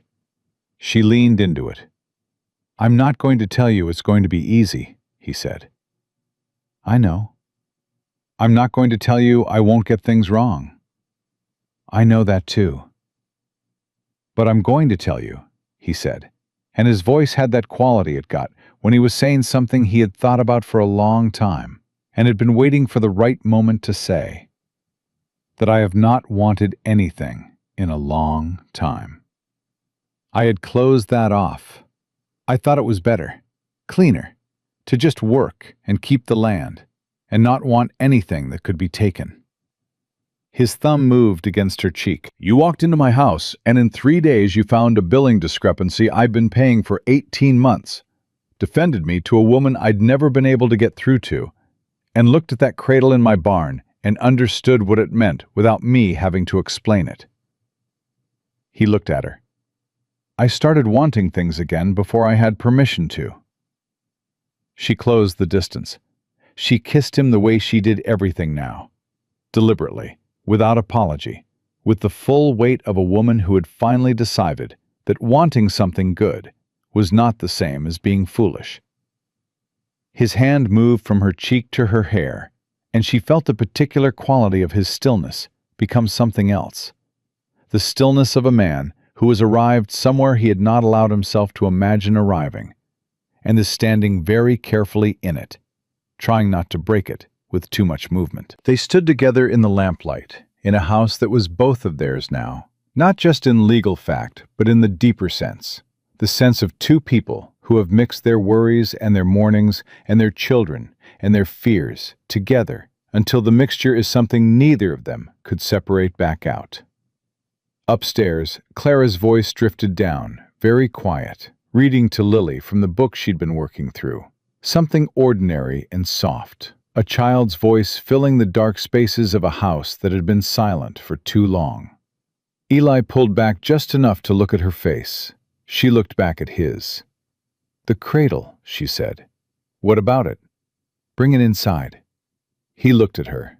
She watched him understand what she was saying, not just the words, but everything underneath them. The future they were choosing, the life they were building from the material of everything they'd survived, his losses and hers, his walls and her wariness, all of it transformed by 6 weeks of choosing honesty over comfort, presence over safety, each other over the much easier option of staying closed. You sure? He asked. It's too early to. It's not for now, she said. It's for later. It's because I want to look at it and know what it means. She held his eyes. It means something good is coming. It means we built this solid enough to hold more. She touched his face the way he had touched hers. Bring it inside, Eli. Let it be in the house where it belongs. He left and came back with the cedar cradle in his arms, carrying it the way you carry something sacred, carefully, with full attention, with both hands. He set it in the corner near the stove where the lamplight found it and made the wood glow. It was the most beautiful thing in the room. Maggie stood beside him, and they looked at it together, and the house was quiet around them except for the sound of their daughters overhead, and the fire in the stove and the New Mexico night pressing against the windows. This was what they had built. Not the legal case, not the victory over McAllister, not even the love that had found them both despite every reason it shouldn't have. All of that was real, and all of it mattered. But what they had really built was simpler and harder than any of it. Two people who had been broken by the world's particular cruelties had chosen, every single day, to be honest with each other, to show up for each other, to stay, and in the staying had made something that neither of them could have made alone. Margaret Calloway had stepped off a stagecoach in Cimarron with nothing left she was willing to lose. And she had found, in a man nobody wanted, and a house built for one, and a cedar cradle covered in canvas, something she had stopped believing existed. Not rescue, not the end of hard things, just someone to face the hard things with, standing exactly where they said they'd stand, every single time. That was everything. That was more than enough. That was the whole of it. And it was finally, completely, irrevocably hers.